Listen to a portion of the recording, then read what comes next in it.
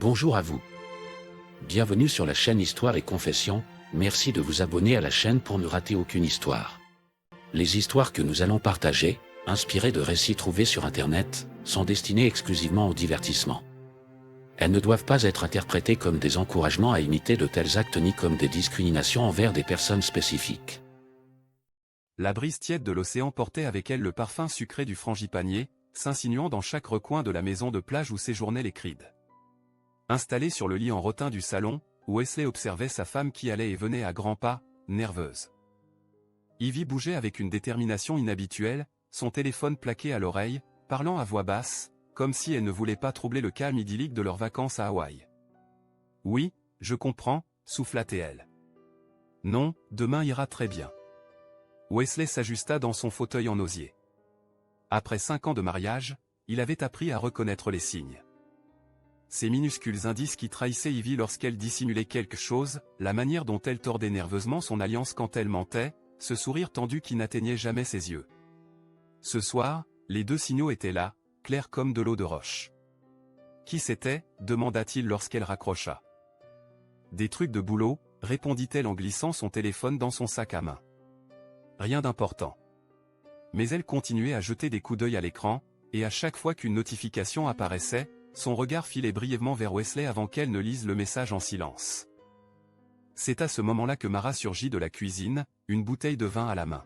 « Vous êtes prêt pour demain » lança-t-elle avec un grand sourire. « J'arrive toujours pas à croire que ma petite sœur va enfin se marier. »« On est très excités » répondit Ivy. Son sourire, cependant, semblait tendu. « N'est-ce pas, Wa » Wesley hocha la tête. Ils étaient venus à Maui tout spécialement pour le mariage de Mara avec Jake, son compagnon de longue date. Un long week-end en famille que tous attendaient depuis des mois, Ivy la première. Mais le téléphone vibra de nouveau. Cette fois, Ivy devint livide. Mara fronça les sourcils. « Tout va bien ?» Ivy resta figée, les yeux fixés sur l'écran. Puis elle leva la tête, et Wesley vit les larmes poindre dans ses yeux. « C'est mon père » murmura-t-elle. Il a eu un AVC. Wesley se leva d'un bond. Quoi? Quand? Il y a à peine quelques minutes. Maman vient d'appeler de l'hôpital à Los Angeles. Sa voix se brisa. C'est grave, Wa. Vraiment grave. Mara, au bout du fil, poussa un cri. Mon Dieu. Ivy, qu'est-ce qu'on peut faire?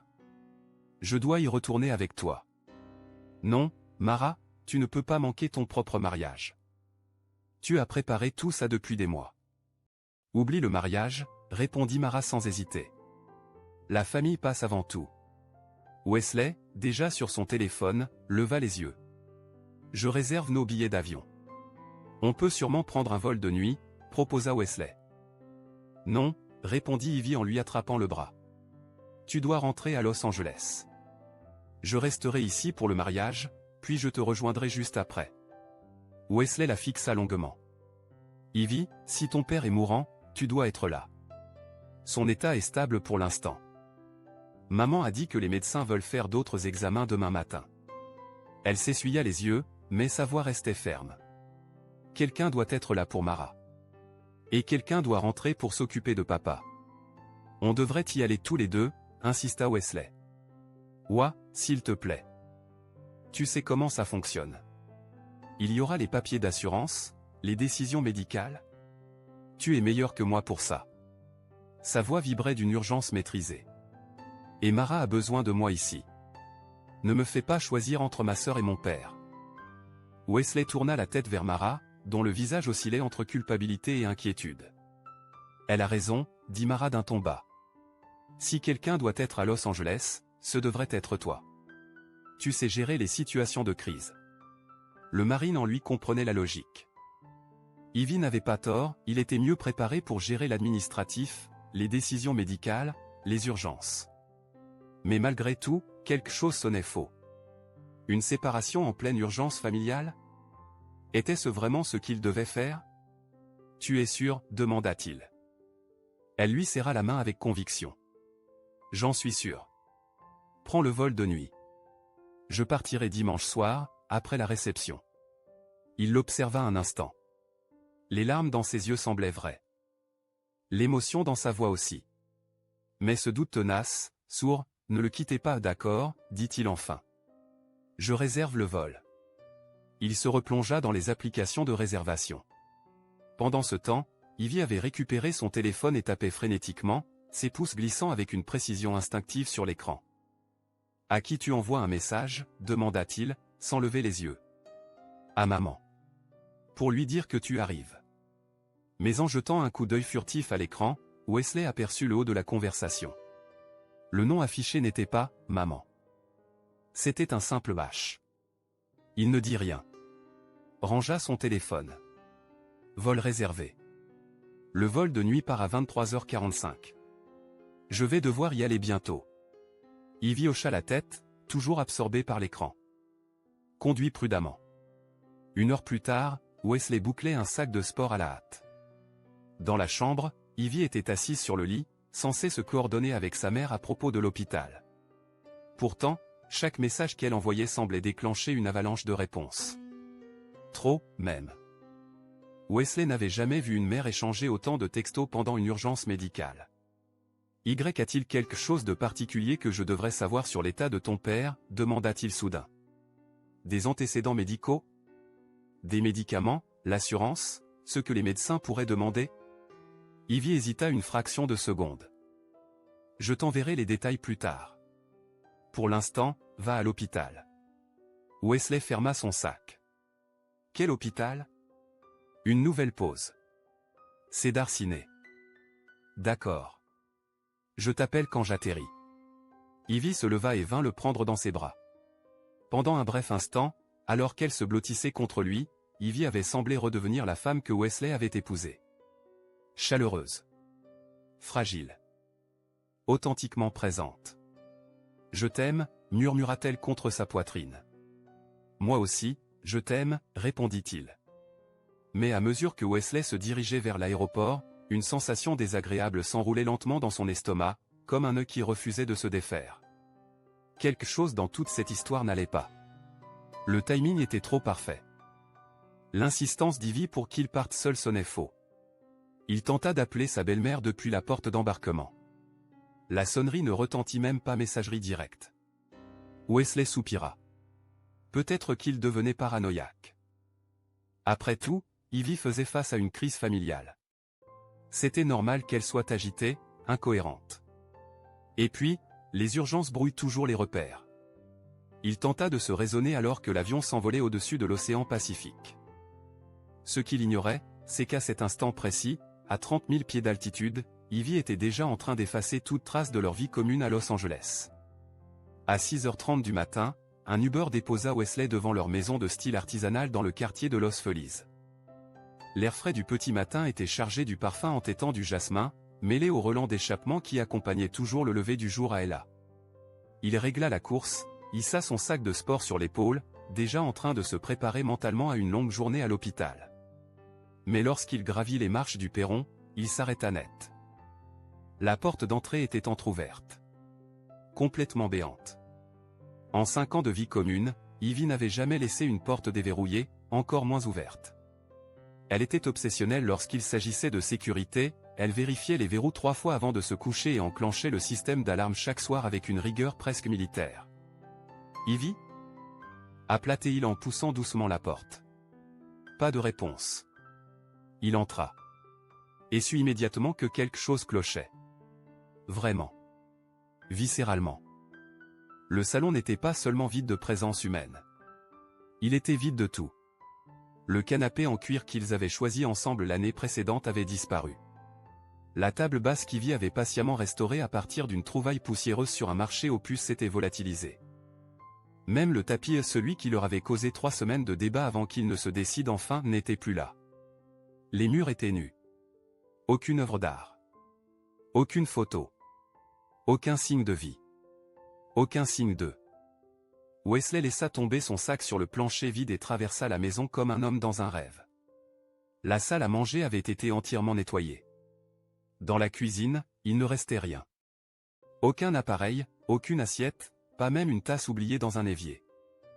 Le réfrigérateur avait été arraché, ne laissant derrière lui que des conduites d'eau pendantes et une prise électrique dénudée. Il grimpa les escaliers d'un pas rapide, presque furieux. Mais là encore, leur chambre n'était plus qu'un coquillage vide. Le lit king-size avait disparu. Les commodes assorties aussi. La vaste garde-robe d'Ivy, soigneusement organisée par saison et par couleur, ne contenait plus rien. Même le placard de Wesley, où ses costumes étaient rangés selon un ordre immuable, avait été vidé. Pas une chemise. Pas une paire de chaussures. Chaque vêtement qu'il possédait s'était volatilisé. Dans la salle de bain, il ne trouva ni rasoir, ni eau de Cologne, ni brosse à dents. Même ses médicaments sur ordonnance avaient été emportés. Il ne restait qu'un objet, isolé sur le sol, un cadre photo renversé, dont le verre était brisé. Wesley s'agenouilla et ramassa le cadre avec précaution, le cœur battant.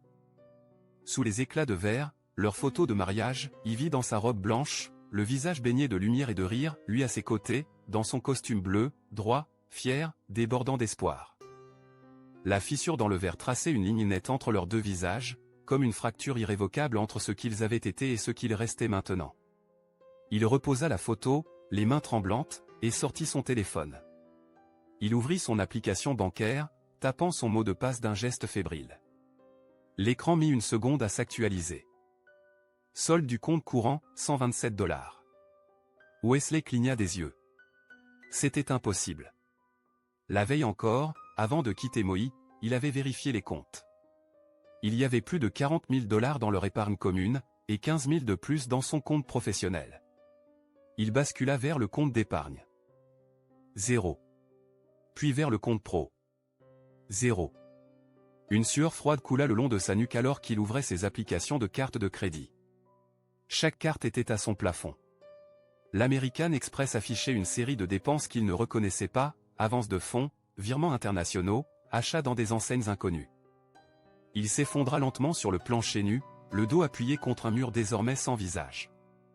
L'ampleur du désastre prenait forme. Ce n'était pas un vol. Les voleurs ne vident pas les comptes bancaires avec des mots de passe personnels. Ils ne détournent pas des cartes de crédit avec des identifiants sécurisés. Ils ne s'emparent pas de votre numéro de sécurité sociale. Une seule personne aurait pu faire ça. Ivy. Son téléphone vibra dans sa main. L'écran s'alluma. Pendant une fraction de seconde, une flamme d'espoir s'alluma dans sa poitrine. Peut-être que c'était elle. Peut-être qu'elle appelait pour s'expliquer, pour dire que tout cela n'était qu'un malentendu, un dérapage, une erreur terrible. Peut-être, se disait-il, peut-être qu'il y avait une explication logique à tout cela. Une erreur bancaire, une confusion administrative, un enchaînement absurde de coïncidences. Mais l'écran de son téléphone afficha « Numéro inconnu ». Il décrocha.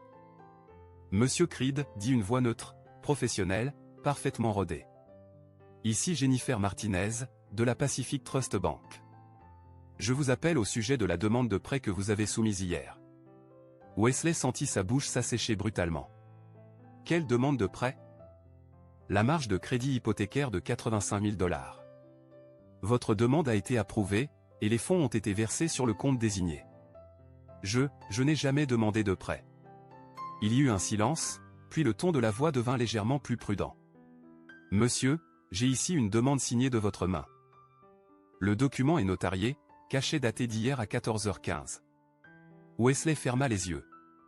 Hier, à 14h15, il était assis dans le salon de Mara à Maui, en train de réserver son vol. Ivy, elle, se tenait à l'autre bout de la pièce, prétendument en train d'envoyer des nouvelles à sa mère sur l'état de santé de son père.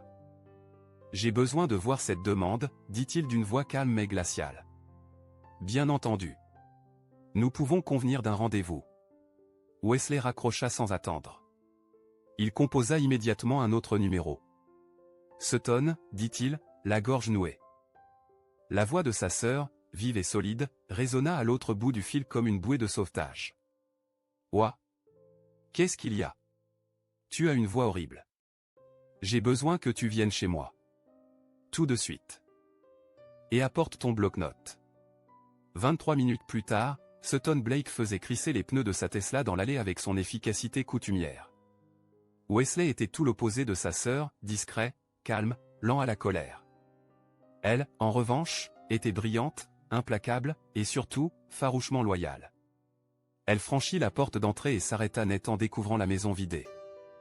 Jésus-Christ, ouah, qu'est-ce qui s'est passé ici? Ivy. Elle m'a nettoyé. Sutton déposa sa mallette et fit lentement le tour du salon désert. Quand tu dis « nettoyer », tu veux dire quoi exactement? Tout. Les meubles, les vêtements, l'épargne. Elle a pris chaque centime que j'avais. Elle a vidé mes comptes, épuisé mes cartes de crédit. Et il y a un prêt immobilier de 85 000 $ que je n'ai jamais demandé. Sutton ne répondit pas tout de suite. Elle se contenta d'un long sifflement, bas et incrédule. Et où est-elle maintenant? Hawaï. Du moins, c'est là qu'elle est censée être. Wesley se passa les mains dans les cheveux, comme s'il voulait arracher la confusion de son propre crâne. Elle m'a dit que son père avait eu un accident vasculaire cérébral, expliqua Wesley d'une voix lasse. Elle m'a fait revenir ici seule pour gérer les choses pendant qu'elle restait pour le mariage de sa sœur. Sutton haussa un sourcil, les bras croisés. Et tu l'as cru? Pourquoi pas? Son père a déjà eu des problèmes cardiaques. Sans dire un mot, Sutton sortit son téléphone et se mit à taper rapidement. Comment s'appelle son père? Richard Lynn. Ses doigts dansaient sur l'écran. Après quelques secondes, elle leva les yeux, le visage fermé. Richard Lynn est mort il y a 3 ans. Cancer du pancréas. C'est dans les archives publiques. Wesley secoua la tête, incapable d'y croire. C'est impossible. On a dîné avec lui à Noël dernier. Un autre Richard Lynn, précisa Sutton. Celui que tu as rencontré, c'est son beau-père. Son père biologique, celui dont le nom figure sur son acte de naissance, est décédé en 2022. Le dernier lambeau de confiance que Wesley avait encore envers sa femme se désintégra. Même l'urgence qui les avait séparés, était un mensonge. Assieds-toi, dit Sutton en tirant un bloc-notes de sa mallette. Raconte-moi tout, et je veux dire tout, depuis le début. Pendant l'heure suivante, Wesley retraça minutieusement les 24 heures passées, depuis les premiers échanges à Maui jusqu'à l'état désertique de leur maison. Sutton prit des notes, impassible mais méthodique, posant des questions précises sur les horaires, le comportement d'Ivy, les messages échangés. Quand il termina, elle referma son carnet dans un claquement sec. Ce n'est pas juste de l'adultère, dit-elle. C'est une fraude criminelle. Vol d'identité. Contrefaçon. Si elle a falsifié ta signature sur une demande de prêt, c'est un crime fédéral. Et on peut prouver ça? Il va falloir. Première étape, obtenir les copies de tous les documents qu'elle a signés en ton nom. Elle se leva et balaya la pièce vide du regard. Les banques ont des caméras de sécurité. Les notaires tiennent des registres. Les transactions numériques ont des horodatage. Si elle a fait ça à distance pendant que tu étais à Hawaï, on trouvera une trace. Le téléphone de Wesley vibra. Il se redressa brusquement, l'espoir battant à nouveau dans sa poitrine. Ivy? Non. C'était un message de Mara. Question étrange, pourquoi Ivy est-elle partie ce matin? Elle a dit que tu l'avais appelée pour qu'elle rentre, mais je croyais que tu ne revenais pas avant dimanche. Wesley montra le message à Sutton. Son regard se durcit. Elle a quitté Hawaï, murmura-t-il. Apparemment? Quand? Wesley tapa une réponse rapide à Mara, à quelle heure est-elle partie? La réponse ne tarda pas, vers 8 heures. Elle semblait bouleversée. Elle a fait ses bagages à la hâte et a commandé un Uber. Sutton regarda sa montre. Le ton de sa voix était devenu glacial, chirurgical. Si elle a quitté Maui ce matin, et que l'argent a été transféré hier, alors elle n'a pas fini. Il est 11 heures, fit remarquer Sutton en consultant sa montre. Même si elle avait pris le premier vol ce matin, elle ne serait pas encore arrivée à Ella. Elle ne pourrait pas être ici avant cet après-midi. Elle marqua une pause, puis ajouta lentement, à moins qu'elle ne soit jamais vraiment allée à Hawaï. Wesley secoua la tête. Non. Je l'ai vue là-bas. Et le message de Mara le confirme. Sutton tapota son stylo contre son carnet de notes, pensive. C'était prévu, ouah. Elle avait besoin que tu quittes la maison pour pouvoir finir de tout vider. Le voyage à Hawaï, c'était une couverture parfaite. Un alibi à ciel ouvert. Wesley sentit une rage froide l'envahir, insidieuse et brûlante à la fois. Ce n'était pas une erreur. Ce n'était pas une trahison passionnelle, une impulsion incontrôlée. C'était autre chose. Une opération, presque militaire. Ivy avait méthodiquement, patiemment, démantelé sa vie. « Que fait-on maintenant » demanda-t-il, la mâchoire crispée. « On appelle la banque. Les compagnies de cartes de crédit. On commence à assembler une trace écrite, une chronologie. On prouve qu'elle a usurpé ton identité. On construit un dossier solide. » Sutton referma son carnet d'un geste sec. « Elle a brûlé ta vie, ouah. On ne va pas la laisser s'en tirer. » À cet instant, le téléphone de Wesley vibra à nouveau. L'écran indiquait le nom de Mara. « Mara, répondit-il aussitôt. « Ouah, il y a quelque chose qui me tracasse, dit-elle, la voix hésitante. Ivy m'a dit qu'elle devait rentrer à cause d'une urgence médicale, que c'était ton père. Mais ensuite, je me suis souvenu que ton père était mort quand tu étais dans les marines. » Wesley ferma les yeux. Un autre mensonge. Encore un. Elle a rencontré mon père, mon beau-père, précisa-t-il. Mais oui, mon père biologique est mort il y a des années. C'est bien ce que je pensais, dit Mara. J'ai même envoyé des fleurs pour la cérémonie. Sutton observait le visage de Wesley, silencieuse, absorbant chaque mot. Mara, peux-tu me dire exactement ce qu'elle a dit ce matin, demanda-t-il. Elle a reçu un appel vers 7h30. Je n'ai pas entendu grand-chose, mais elle avait l'air bouleversée. Ensuite, elle est venue dans ma chambre et m'a dit qu'il y avait une urgence familiale, que tu avais appelé et que tu avais besoin d'elle à Los Angeles immédiatement. Et elle a pris un vol à quelle heure? C'est ça qui m'a semblé bizarre. Elle n'a pas pris de vol. Elle a demandé à Jay de la conduire à un hôtel à Wailuku. Elle a dit qu'elle devait rencontrer quelqu'un qui pourrait la ramener plus vite sur le continent. Wesley sentit une tension douloureuse s'installer dans son estomac. Rencontrer qui? Elle n'a pas dit? Mais ouah, ajouta Mara après une pause, il y a autre chose. Je regardais les photos d'hier, et j'ai vu quelque chose d'étrange. Quel genre de chose? Je vais te l'envoyer. Une minute plus tard, une notification apparut sur l'écran de Wesley. Une image. Il l'ouvrit. C'était une photo prise la veille devant une agence de location de voitures à Kauai. Au premier plan, 2 personnes signaient des documents au comptoir. L'une d'elles, c'était Ivy. Pas en robe de plage, pas en tenue de mariage.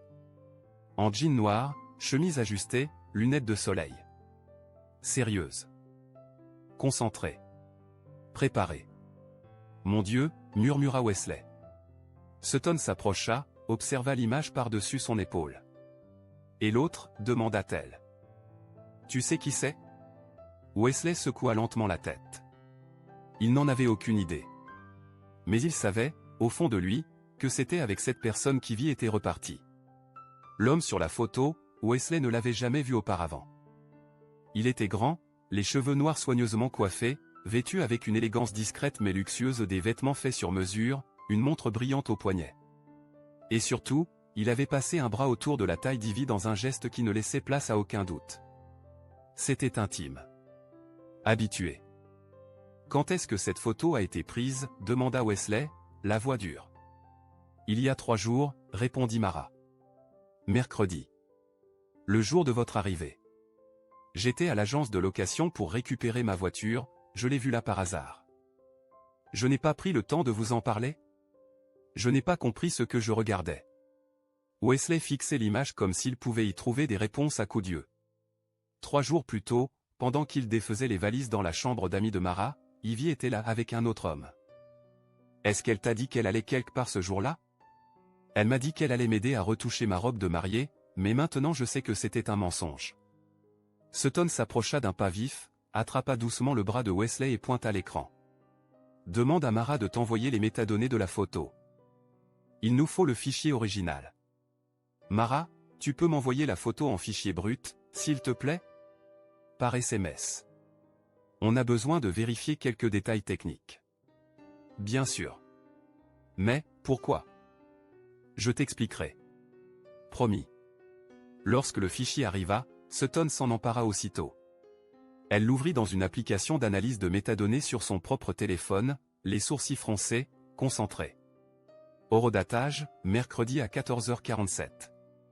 Et regarde ça. Données GPS intégrées au fichier. Elle cliqua sur les coordonnées. L'image a été prise devant l'agence de location Hertz à Kaului. Mais ce n'est pas tout. L'appareil utilisé était un iPhone 14 Pro. Or Ivy utilise un Samsung, non? Wesley hocha la tête, lentement. Ce n'est pas elle qui a pris la photo, alors. C'est Mara, conclut Sutton. Quelqu'un d'autre était là. Assez près pour prendre une photo nette et bien cadrée. Quelqu'un qui a vu ce moment et qui l'a jugé digne d'être capturé. Wesley plissa les yeux. Il observait à nouveau l'image, cette fois à la recherche d'émotions plus subtiles. L'homme aux cheveux noirs n'était pas juste complice. Il était à l'aise avec Ivy. Cette proximité n'était pas nouvelle. Ce n'était pas leur première rencontre. Sutton, combien de temps faut-il pour planifier quelque chose comme ça? Toute cette fraude, la maison vidée, les comptes siphonnés? Elle le regarda droit dans les yeux. Des mois. Peut-être un an ou plus. Ce genre de manipulation ne s'improvise pas. Elle a dû étudier tes habitudes, mémoriser tes mots de passe, créer de fausses identités, falsifier des signatures. Elle ne s'est pas réveillée un matin avec l'envie de tout te prendre. Elle a travaillé méthodiquement à ta chute. Wesley resta silencieux. Il observa une dernière fois la photo, comme s'il voulait graver le visage de cet homme dans sa mémoire. Quelque part, ce type l'avait aidé à détruire tout ce qu'il avait construit. Mais Wesley Creed avait survécu à 3 missions en Afghanistan. Il savait ce que signifiait la perte. Il savait ce que signifiait la guerre. Et maintenant, il savait qu'il était dans une. Il avait appris la patience, la stratégie, et surtout, comment traquer un ennemi qui se croyait plus malin que lui. Ivy et son complice avaient commis une erreur fatale, ils l'avaient sous-estimé. La guerre ne faisait que commencer. Lundi matin, Wesley et Sutton se retrouvèrent dans une salle de conférence aseptisée de la Pacific Trust Bank. Les murs blancs et les vitres fumées donnaient à la pièce un aspect clinique, presque froid. Devant eux, une pile de documents de prêt trônait sur la table, chaque feuille étant un rappel cruel de la manière dont sa vie avait été méthodiquement démantelée. « Voici votre signature, M. Creed, dit Jennifer Martinez, l'agente de crédit, en tapotant du doigt l'un des formulaires. Elle montrait une signature nette, soignée. Trop soignée. Authentifiée par Rebecca Thompson, vendredi à 14h15. Wesley la scruta longuement. « Elle est bonne, murmura-t-il. Trop bonne. Ivy s'est visiblement entraînée. Où cela a-t-il été authentifié, demanda Sutton, la voix tranchante. Dans notre agence de Westwood, répondit Martinez en pivotant son écran d'ordinateur vers eux. Mademoiselle Thompson travaille chez nous depuis 8 ans. Très réputée. Nous aimerions lui parler, dit Wesley. Martinez acquiesça et passa un appel. 5 minutes plus tard, une femme d'une 50aine d'années entra dans la pièce, tirée à 4 épingles mais visiblement nerveuse. Elle s'assit face à eux. M. Creed, dit-elle lentement. Je me souviens de vous vendredi. Vous sembliez tendu à propos du prêt, mais votre pièce d'identité avait été vérifiée. Wesley la regarda droit dans les yeux. À quoi ressemblais-je? Thompson fronça les sourcils, confuse. Pardon? Décris-moi. La personne qui est venue te voir vendredi. Ce n'était pas moi. Elle le fixa, troublée. Puis, lentement, l'hésitation céda à la stupeur. Maintenant que je vous regarde, quelque chose ne colle pas. La personne que j'ai notariée était plus petite. Sa voix aussi, plus aiguë. Un silence pesa dans la pièce. Le visage de Thompson blêmit. Oh mon Dieu! Ce n'était pas vous, n'est-ce pas? Wesley sortit son téléphone et ouvrit la photo envoyée par Mara, celle d'Ivy à l'agence de location à Hawaï. Est-ce cette personne que tu as notariée? Thompson se pencha et fixa l'image un moment. Oui. C'est bien elle qui est venue vendredi. Mais, elle avait une pièce d'identité à votre nom. Une fausse pièce d'identité, dit Sutton, le ton glacial. Ce qui fait de cette signature une fraude. Et de cet acte, un crime fédéral. Martinez, blême, tapait frénétiquement sur son clavier. Je bloque le compte du prêt immédiatement. Il s'agit d'une faille de sécurité majeure. Mon Dieu, ça empire, Wesley. Wesley sortit un épais dossier qu'il avait préparé tout le week-end avec l'aide de Sutton. Il le posa doucement sur la table. Elle a vidé nos économies communes, notre compte courant, et mon compte professionnel. Puis elle a utilisé mon numéro de sécurité sociale pour demander des cartes de crédit à mon nom. Des cartes que je n'ai jamais demandées. Jamais vues. Thompson secoua la tête, comme si elle cherchait à se défendre. Les pièces d'identité semblaient parfaitement légitimes. Rien ne laissait supposer, je sais, coupa calmement Wesley. Elle est douée. Il ne criait pas. Il ne tremblait pas. Mais dans ses yeux brillait cette lueur d'acier qu'il n'avait pas ressentie depuis les terrains arides d'Afghanistan. Quelque chose s'était brisé. Quelque chose d'autre, en lui, venait de se réveiller. Permis de conduire, carte de crédit, même une facture d'électricité pour prouver son adresse. Tous des faux, dit Sutton en faisant défiler les copies dans son classeur. Des faux professionnels. Ce n'était pas une arnaque de dernière minute. C'était une opération montée avec soin, précision, et un but clair. Wesley ouvrit un autre dossier. Et ce n'est pas tout. Elle a contacté notre compagnie d'assurance, affirmant que j'étais violent. Elle a prétexté avoir besoin d'un accès d'urgence à nos biens, pour sa propre sécurité. Jennifer Martinez, toujours assise en face d'eux, pâlit visiblement. Elle a utilisé des allégations de violence conjugale, pour justifier des transactions financières ? Entre autres, répondit Sutton en étalant de nouveaux documents sur la table. Elle a aussi créé une SARL, Lynn Enterprises. Enregistrée sous son nom de jeune fille. Chaque centime volé à Wesley a fini là. Où est enregistrée la SARL ? Demanda Rebecca Thompson, de plus en plus incrédule. Dans le Delaware. Juridiction opaque, difficile d'accès. Typique des structures montées pour brouiller les pistes. Sutton rassembla les papiers, son ton plus ferme. Mais la bonne nouvelle, c'est qu'on a désormais un dossier clair. Et ce dossier, c'est du fédéral. Fraude électronique, usurpation d'identité, contrefaçon de documents officiels, faux témoignages. Elle ne s'en tirera pas comme ça. Wesley sentit une satisfaction glacée le parcourir. Voir les employés de la banque comprendre, peu à peu, l'ampleur de ce qu'Ivy avait orchestré, lui donnait enfin une forme de contrôle. Chaque document, chaque email, chaque fausse signature ajoutait un chef d'accusation. Une année de plus. Peut-être 10. Et maintenant, demanda-t-il. Sutton leva les yeux, son expression résolue. Maintenant, on appelle le FBI. L'après-midi même, Wesley entra dans un café discret à Venice, un de ces endroits fréquentés par des développeurs freelance, des scénaristes désabusés et des spécialistes de la cybersécurité. Vince Salgado était déjà là, installé dans un coin, son ordinateur portable ouvert devant lui, l'air de quelqu'un qui surveillait les lignes ennemies. Ancien marine, comme Wesley, Vince était passé d'expert en explosifs à consultant en cybersécurité. À 35 ans, il n'avait rien perdu de sa silhouette athlétique ni de son regard d'aigle. Une autre guerre, d'autres armes.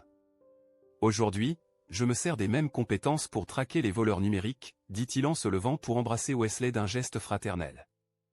Alors, Sutton m'a briefé. On parle de fraude de haut niveau. Entreprise criminelle complète. Qu'est-ce que t'as pour moi ? Il tourna son écran vers eux. Ta femme a été très occupée. Sur l'écran, une interface en noir et gris affichait une chronologie de mes récupérés à partir de comptes liés à Ivy. 6 mois de communication, codée, mais révélatrice. Wesley reconnut certains destinataires, banques, assurances, fournisseurs d'énergie.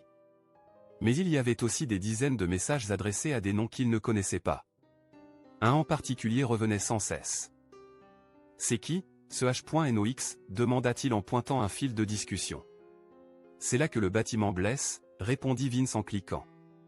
Arlon Knox. 38 ans. Il vit dans un appartement à West Hollywood.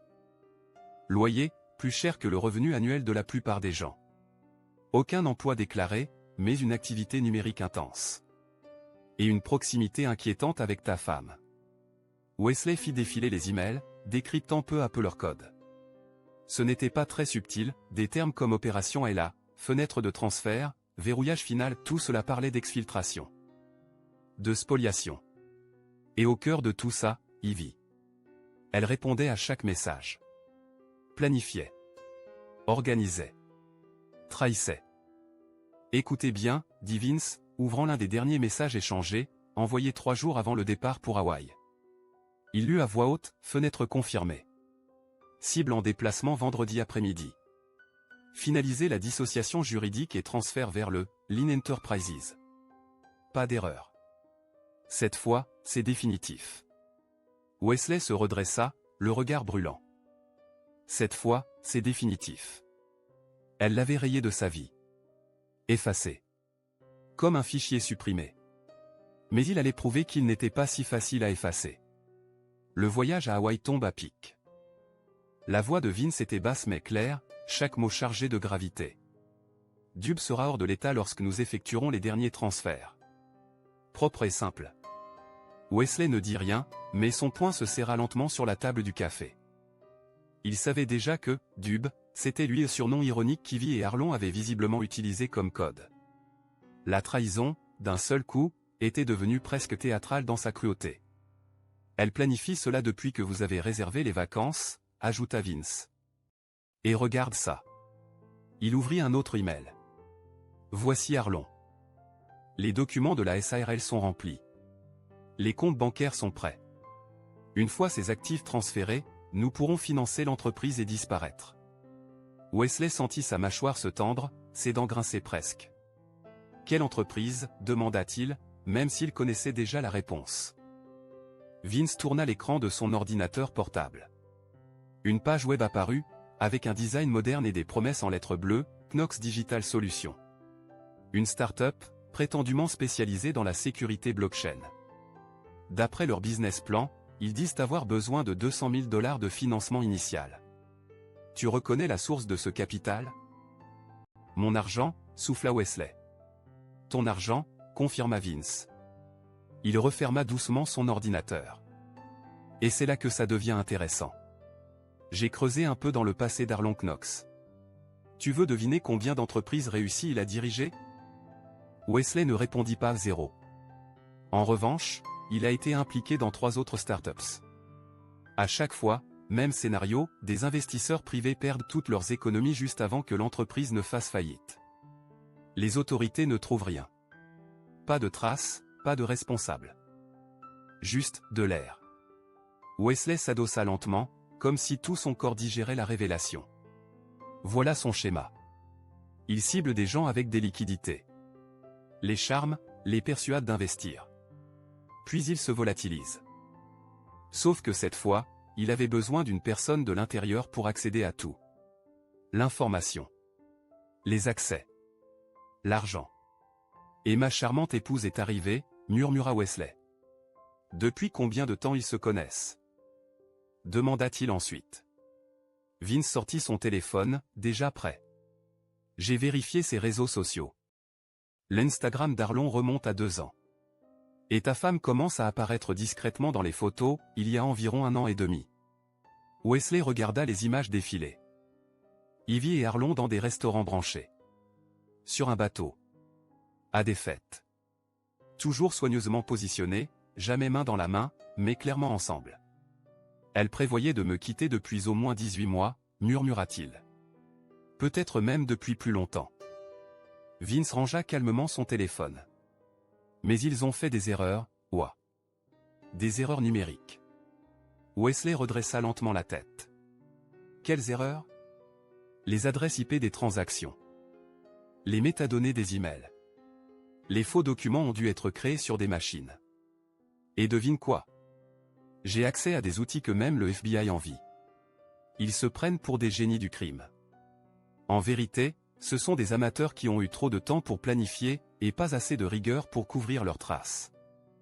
Pour la première fois depuis des jours, Wesley sentit une chaleur dans sa poitrine. Ce n'était pas la colère, ni la douleur. C'était quelque chose d'infiniment plus rare. L'espoir. Tu peux les retrouver. Je peux faire mieux. Je peux t'aider à les prendre en flagrant délit. 2 jours plus tard. Un café discret à Beverly Hills. Plus chic, plus coûteux, plus stratégique. Wesley portait un costume emprunté à Vince sobre mais classe et vérifiait nerveusement sa montre. Il était exactement 15 heures.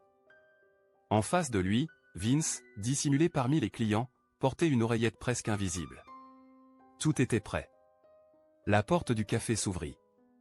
Et Arlong Knox entra. Wesley le reconnut instantanément grâce aux photos. Mais le voir en chair et en os, c'était autre chose. L'homme avait une présence. Grand, sûr de lui, parfaitement habillé, son regard balayant la pièce avec la froideur d'un stratège.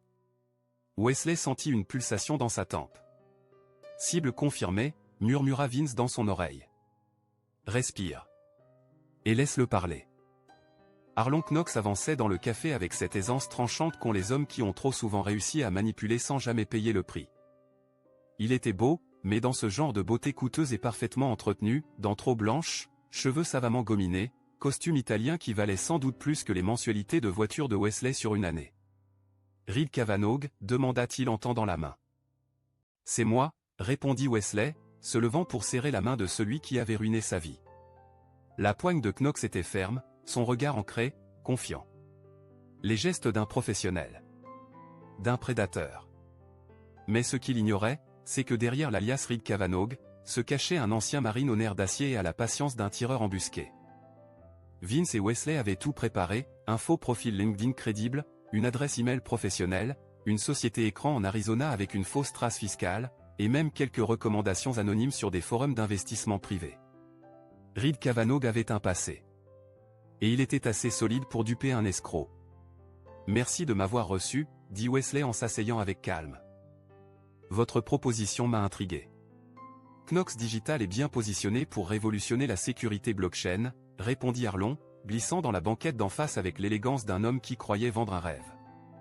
Pendant les 20 minutes suivantes, Knox déroula une présentation bien huilée sur les crypto-monnaies, les portefeuilles numériques, les protocoles de sécurité, innovants. Son discours était fluide, presque hypnotique. Mais au fil des phrases, Wesley réalisa quelque chose, il ne disait rien de concret. Aucun chiffre. Aucun nom de partenaire. Juste des buzzwords empilés comme des briques creuses. Quand il eut terminé, Wesley hocha lentement la tête. Les besoins de financement semblent raisonnables, murmura-t-il. 200 000 pour le développement initial, si je ne me trompe? Exactement, confirma Knox avec un sourire de connivence. Et nous sommes très proches de sécuriser ce capital. Un léger changement dans sa voix. Un brin de tension dans le regard. En fait, nous devrions finaliser un transfert cette semaine. D'un autre investisseur. Un partenariat privé, très discret. Il se pencha vers Wesley, en baissant la voix, disons simplement que mon associé vient d'acquérir une importante somme de liquidités. Wesley ne scia pas. Il se contenta d'acquiescer. Je vois. Ce qu'il y a de beau avec notre structure, reprit Arlong, c'est qu'elle prévoit une stratégie de sortie limpide.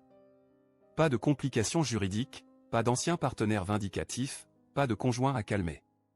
Tous les détails sont sous contrôle. Des détails? Répéta Wesley, calmement.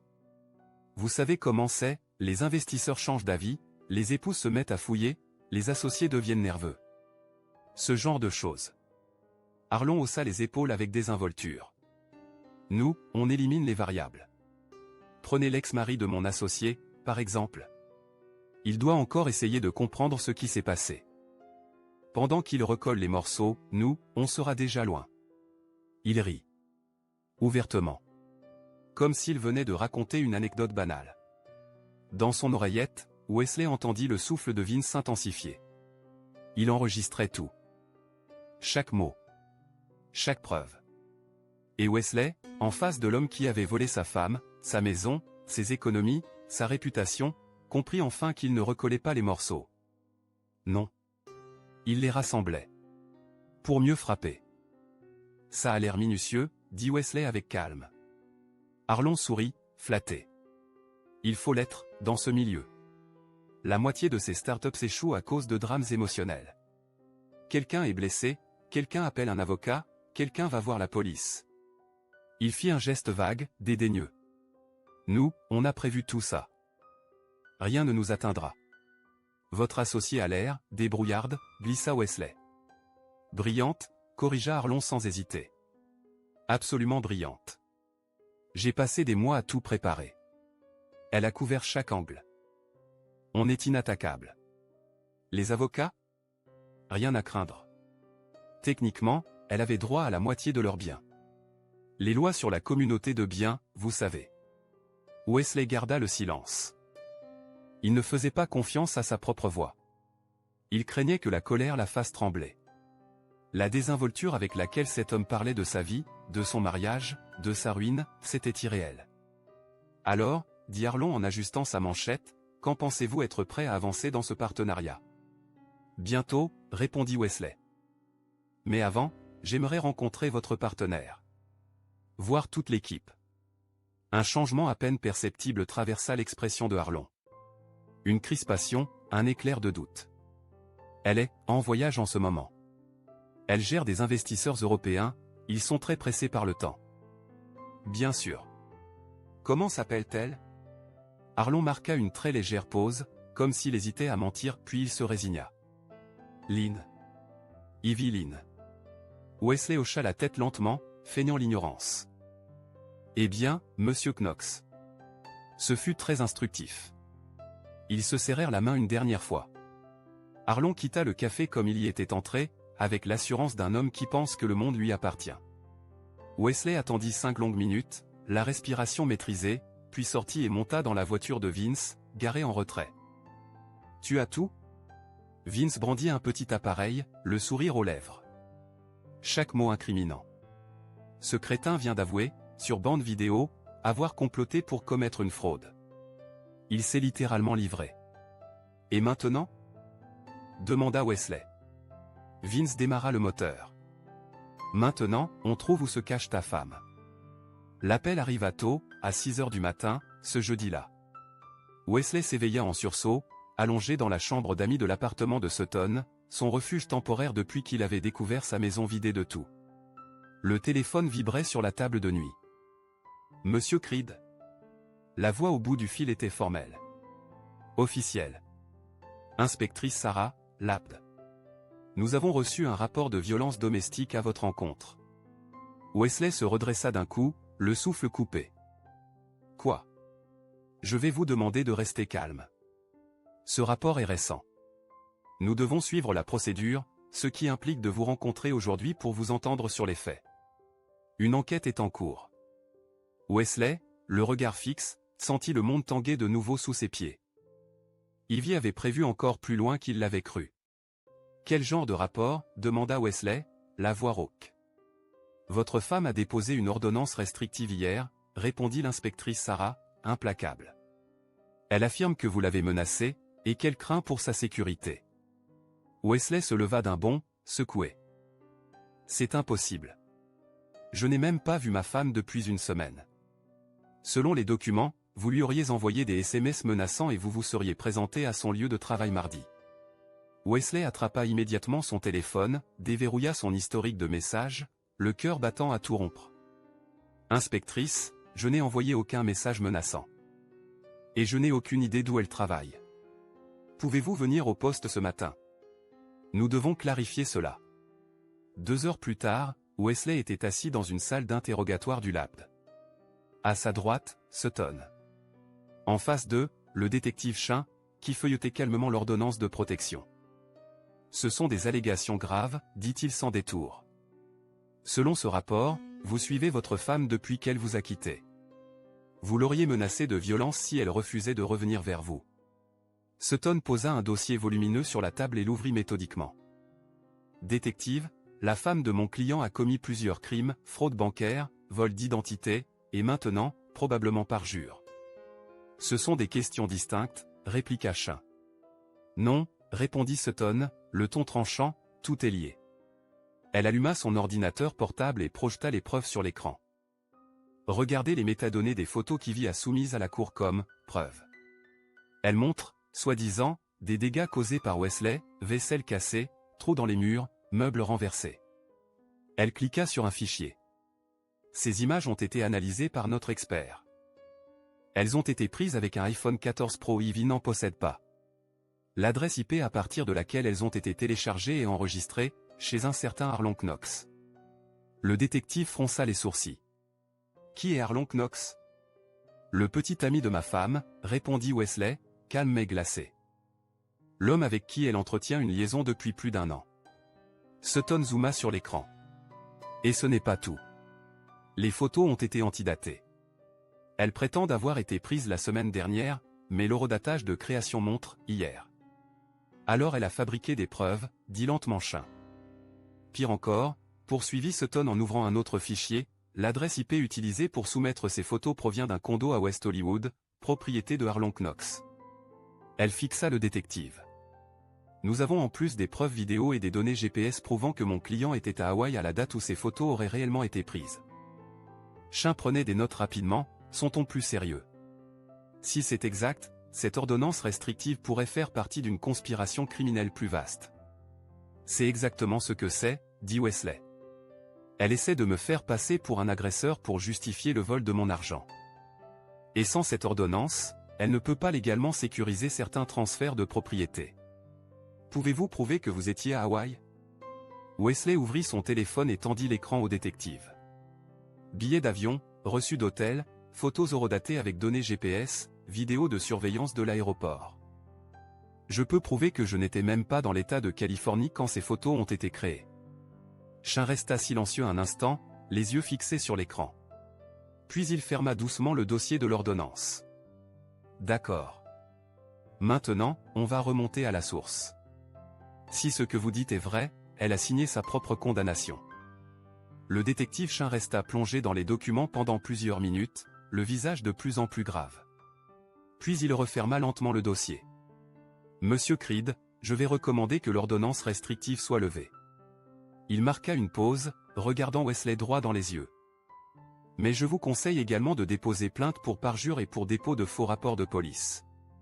Nous devons formaliser tout ça. À peine sorti du poste, Sutton se tourna vers lui, ses clés en main. On avance. Chaque pas les rapproche du précipice. Wesley ressentait la progression de sa vengeance comme un engrenage silencieux et précis. Chaque mensonge divin n'était plus un coup porté, c'était une preuve. Chaque faux document, une pièce à conviction. Elle paniquait. Sutton le confirma, les yeux plissés sous le soleil alors qu'il rejoignait la voiture. Bien. Les gens paniqués font des erreurs. Et toi, tu es prêt à les cueillir. Son téléphone vibra. Vince, je les ai trouvés. Tu ne vas pas croire où ils se planquent.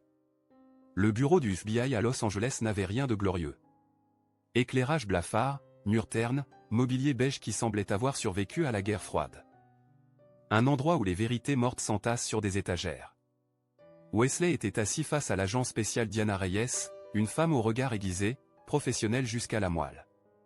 Elle feuilletait le dossier de preuves que Sutton avait patiemment monté. C'est impressionnant, déclara-t-elle enfin, en reposant une feuille. La plupart des victimes d'escroqueries de cette nature n'arrivent jamais à constituer un dossier aussi complet. Ma sœur est avocate, expliqua Wesley simplement. Reyes hocha la tête, esquissant un sourire. Et vous avez une formation militaire. Ça se voit. Ça aide. Elle referma le dossier avec un claquement sec. Monsieur Creed, d'après ce que vous m'avez apporté, votre femme et son complice ont commis plusieurs crimes fédéraux, fraude électronique, vol d'identité, complot, parjure. On parle de peines très lourdes. Sutton se pencha en avant, le regard tendu. Quelle est la prochaine étape? Nous ouvrons une enquête officielle, répondit Reyes sans hésiter. Je vais me coordonner avec les autorités locales pour geler leurs avoirs. Des alertes vont être placées dans tous les aéroports et aux frontières. Elle décrocha son téléphone et nota un code sur un formulaire. Mais je dois vous prévenir, ça peut prendre du temps. Wesley la fixa, le front plissé. Combien de temps? Des mois, potentiellement. Les délits financiers nécessitent des audits approfondis, une traçabilité complète des flux d'argent. Et si l'argent a été déplacé à l'international, ça implique des demandes d'assistance judiciaire étrangère. La frustration monta dans sa gorge, comme une bile amère. Pendant ce temps, il dépense mon argent?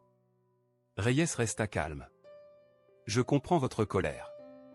Mais précipiter l'enquête reviendrait à leur donner une chance d'échapper à toute poursuite. Vous ne voulez pas ça. Elle tourna une page, ajoutant une note. Cela dit, il y a une bonne nouvelle. Elle releva les yeux vers lui. Le travail de votre ami en criminalistique numérique est exceptionnel.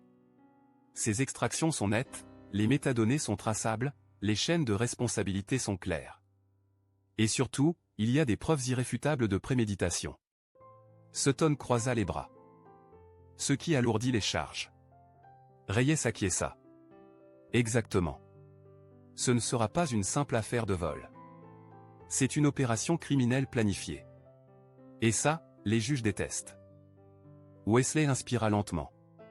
Il ne les avait pas encore arrêtés. Mais il les tenait. Sutton referma son classeur avec un claquement net. Et la fausse ordonnance restrictive? Une affaire distincte, répondit Reyes en se levant, mais elle établit un schéma de tromperie qui pèsera lourd devant un juge. Elle regarda Wesley avec gravité. Je sais que c'est frustrant. Vous voulez les voir tomber maintenant. Mais croyez-moi, vous avez fait tout ce qu'il fallait. Les preuves que vous avez rassemblées vont détruire leur vie.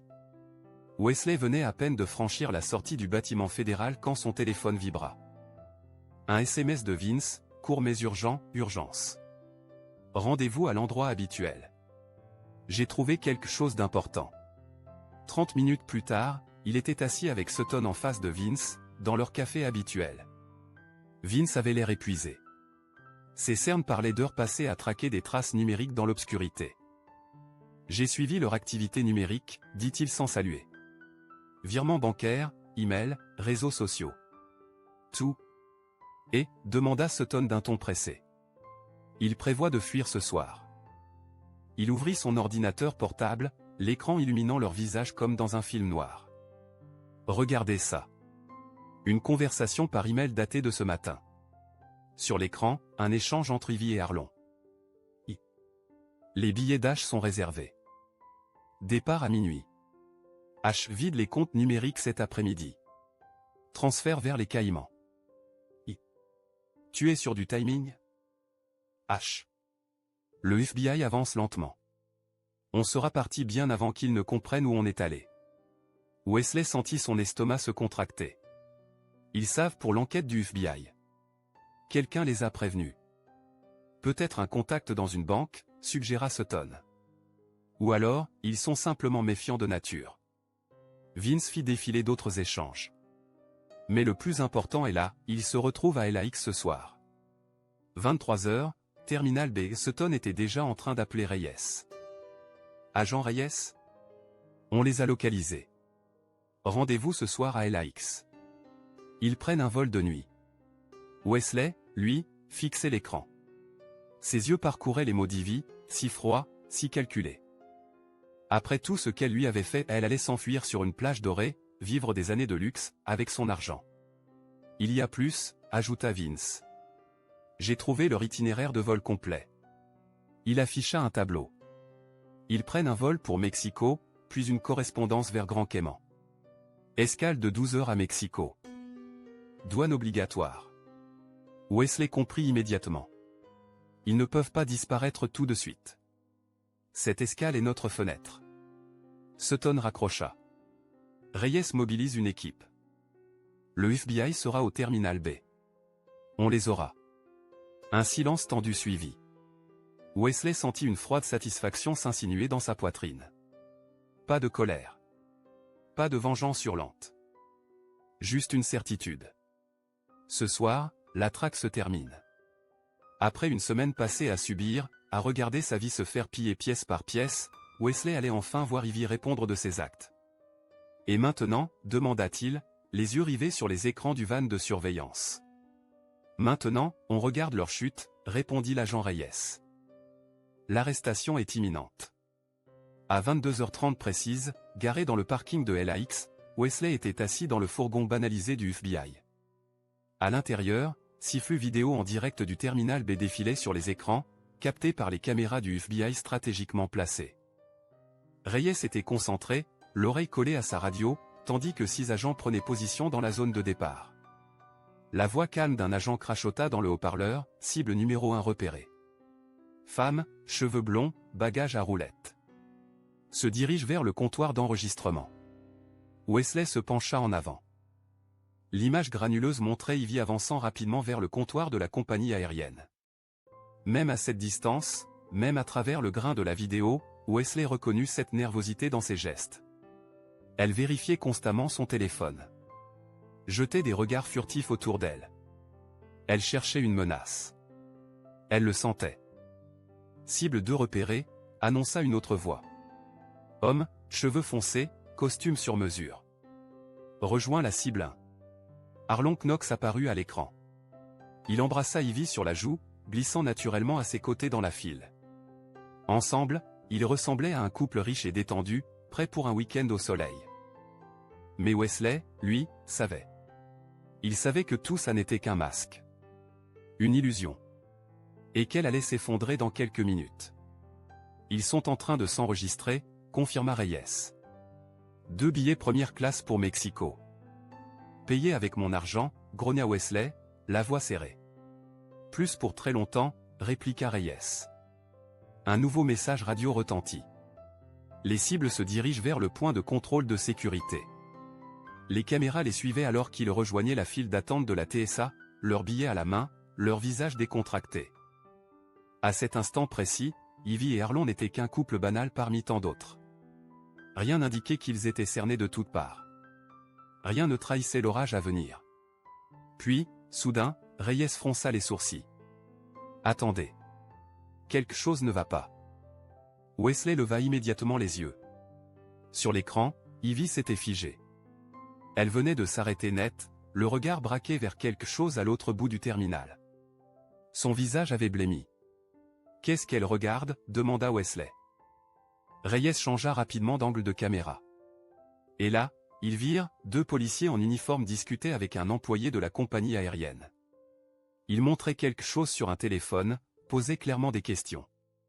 Ils nous ont forcés à faire appel à eux pour des vérifications d'identité, souffla Reyes, contrarié. Ils viennent de compromettre l'opération. Elle attrapa sa radio, prête à donner le signal de retrait, mais avant qu'elle ne puisse parler, Ivy bougea. Pas pour courir. Pas pour fuir. Elle sortit calmement son téléphone et passa un appel. Wesley sentit son sang se figer. À qui est-ce qu'elle parle ? Je ne sais pas encore, murmura Reyes. Mais elle vient de changer le plan. Point, dit Reyes calmement en observant l'écran. Le téléphone de Wesley vibra. Il baissa les yeux. Ivy.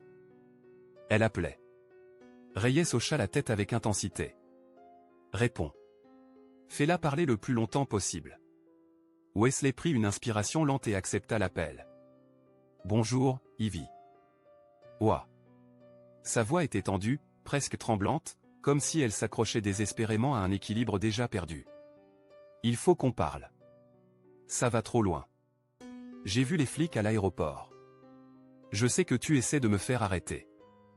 Wesley jeta un coup d'œil vers Reyes, qui lui faisait signe de continuer. Où es-tu ? demanda-t-il, calme. Un endroit sûr. Une pause. Puis, écoute, on peut arranger ça. Je peux te rendre une partie de l'argent. Pas tout, mais une grande partie. La majorité. Presque tout. Sa voix devenait pressée, nerveuse. Mais Wesley sentait que ce n'était pas du remords. C'était de la peur. Appelle le FBI, dis-leur d'arrêter. On n'a pas à tout perdre. Pas comme ça. Wesley ferma brièvement les yeux, puis répondit d'un ton glacial, « Tu as déjà détruit ma vie, Ivy. J'ai fait des erreurs, je le sais.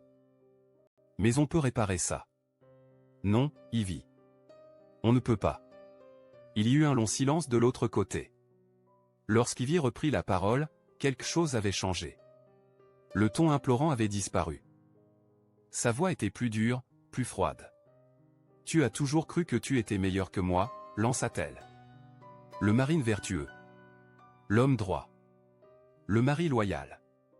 Mais tu n'es qu'un type ennuyeux, Wesley. Prévisible. Chiant. Wesley sourit légèrement, sans chaleur. Peut-être. Mais ce n'est pas moi qui fuis le FBI. Un nouveau silence. Puis, ce n'est pas fini. Si. Si, c'est fini. Il raccrocha sans trembler. Reyes tourna immédiatement vers lui. « Tu as entendu ça ?»« On y travaille » répondit un agent à l'écoute. « Mais elle utilise très probablement un téléphone jetable. » Reyes mit son casque et activa son micro. « Toutes les unités, les cibles ont quitté LAX. Élargir les recherches. Une voix l'interrompit à la radio. Agent Reyes, identification confirmée de la cible masculine. Il s'est enregistré seul dans un hôtel à Santa Monica. Wesley sentit son pouce accélérer. Ils se séparent. Bonne stratégie de fuite, admit Reyes. Mais ça les rend plus faciles à prendre en flagrant délit. 20 minutes plus tard, le van banalisé s'était garé en face d'un hôtel-boutique discret de Santa Monica. Un endroit haut de gamme, suffisamment élégant pour que quelqu'un comme Arlon Knox s'y sente en sécurité. Trop sûr de lui. Il avait utilisé son vrai nom pour la réservation. Reyes dirigeait les opérations d'une voix calme mais ferme. Des agents en civil encerclaient déjà les sorties du bâtiment. Dans la lumière douce de la nuit californienne, Wesley observait la façade de l'hôtel, les muscles tendus, les mâchoires serrées. Cette fois, aucun écran, aucun filtre entre lui et la réalité. Il allait voir Arlon tomber. Et, bientôt, Ivy suivrait. Un appel radio rompit le silence du van. Cible masculine en garde à vue. Aucune résistance. Wesley leva les jumelles. À travers la fenêtre teintée, il vit 2 agents fédéraux escorter Arlon hors de l'hôtel, menottés, les épaules raides, le visage livide. Même à cette distance, il pouvait distinguer l'effondrement total dans les yeux de l'escroc, le choc, la peur, la réalisation que tout était fini. Un de moins, commenta Reyes sans détour. Maintenant, on retrouve sa femme. Mais Ivy, elle, avait retenu la leçon. Elle avait disparu avec plus de prudence. Aucun nom réel. Aucun téléphone traçable. Aucun billet d'avion enregistré. Il avait fallu 6 mois d'enquête, d'audits financiers, de mandats internationaux, pour la localiser et l'arrêter en Arizona, sous une fausse identité, tentant de franchir la frontière avec un passeport canadien contrefait. 6 mois plus tard. Wesley était assis dans la galerie d'un tribunal fédéral du centre-ville de Los Angeles, observant Ivy Lindre son épouse, autrefois si brillante, si sûre d'elle et debout devant le juge pour la dernière fois. Le procès avait duré 3 semaines. Sutton y avait assisté chaque jour, carnet à la main, relayant à Wesley chaque mouvement de l'accusation, chaque tentative de la défense. Elle connaissait ce dossier mieux que certains avocats dans la salle. Les preuves présentées par le procureur étaient écrasantes, relevés bancaires, fausses identités, correspondances cryptées, photos, enregistrements, métadonnées, témoignages d'experts en cybercriminalité. L'affaire était béton. Arlon Knox, dans l'espoir d'adoucir sa peine, avait plaidé coupable. En échange, il avait témoigné contre Ivy pendant 3 jours consécutifs. 3 jours durant lesquels il avait détaillé, avec une froide précision, leur rencontre, leur planification méthodique, et comment ils avaient détruit financièrement Wesley Creed tout en se moquant de lui. Puis ce fut le moment final. L'accusé se lèvera, déclara la juge Margaret Santos. Ivy se leva lentement, flanqué de son avocat commis d'office. Le contraste était saisissant. Fini le maquillage impeccable, les tenues de créateur, l'assurance glaciale. Elle semblait petite, abîmée. Une coquille de ce qu'elle avait été. Mademoiselle Creed, poursuivit la juge, vous avez été reconnue coupable de tous les chefs d'accusation portés contre vous, vol d'identité, fraude électronique, grand larcenie, parjure, falsification de rapports de police. Wesley se pencha légèrement en avant. C'était ce moment qu'il attendait depuis des mois. Les mots qui allaient enfin tout sceller. Ces crimes représentent une tentative systématique, organisée et préméditée de détruire la vie d'un homme dans un but personnel et financier. Vous avez agi sans remords. Avec duplicité. Avec mépris pour la loi, pour votre mari, pour la vérité. Elle fit une pause. Le tribunal vous condamne à 8 ans de prison fédérale. Sans possibilité de libération conditionnelle avant 4 ans. Un silence lourd tomba sur la salle. Vous devrez également verser à la victime une indemnisation intégrale d'un montant de 267 000 $, ainsi que les frais de justice engagés par la poursuite. Les genoux d'Ivy fléchirent. Elle chancela légèrement. Son avocat l'attrapa par le bras pour l'empêcher de tomber. Mais le jugement était tombé. Définitif. Implacable. Et Wesley, assis là, sentit pour la première fois non pas une explosion de joie, mais une paix froide, solide, inébranlable. Ce n'était pas une victoire éclatante. C'était une justice rendue. Et c'était suffisant. Il avait repris le contrôle. Son appartement, baigné de lumière et empli d'un calme rassurant, était une métaphore de sa renaissance, rien d'ostentatoire, rien d'emprunté, juste ce qu'il avait choisi, bâti, mérité.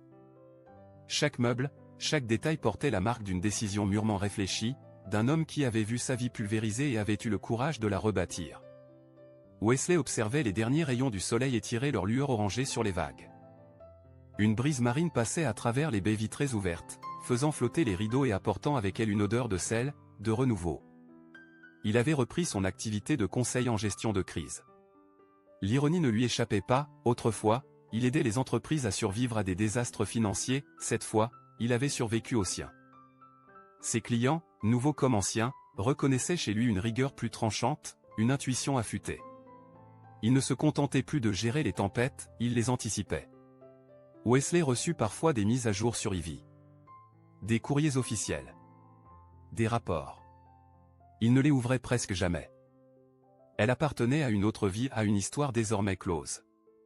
Arlon Knox, lui, avait tenté de négocier un passage à la télévision après sa libération, mais le FBI veillait, et chaque mot prononcé en public risquait de le ramener devant un juge. Il s'était donc tu.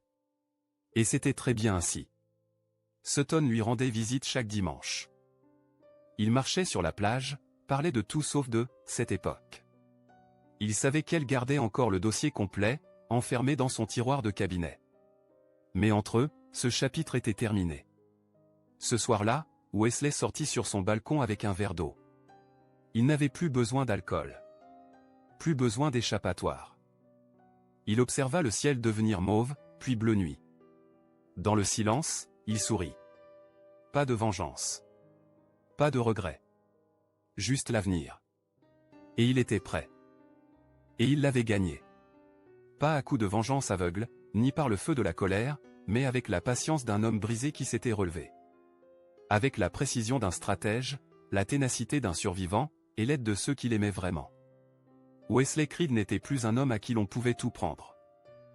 Il avait tout reconstruit, morceau par morceau, ses finances, sa dignité, sa confiance en lui, et surtout cette forme de paix intérieure qu'on ne gagne qu'en ayant traversé l'enfer. Le vent du Pacifique faisait danser les rideaux tandis que la lumière s'éteignait lentement sur la baie. Wesley leva son verre vers le ciel, sans toast ni cérémonie. Pas besoin. La solitude n'avait jamais été si douce. Demain, il travaillerait peut-être sur une affaire d'espionnage industriel. Peut-être qu'il déménagerait encore. Peut-être même qu'un jour, il tomberait à nouveau amoureux. Mais ce soir-là, il était simplement là. Présent. Entier. Libre. Et cela suffisait.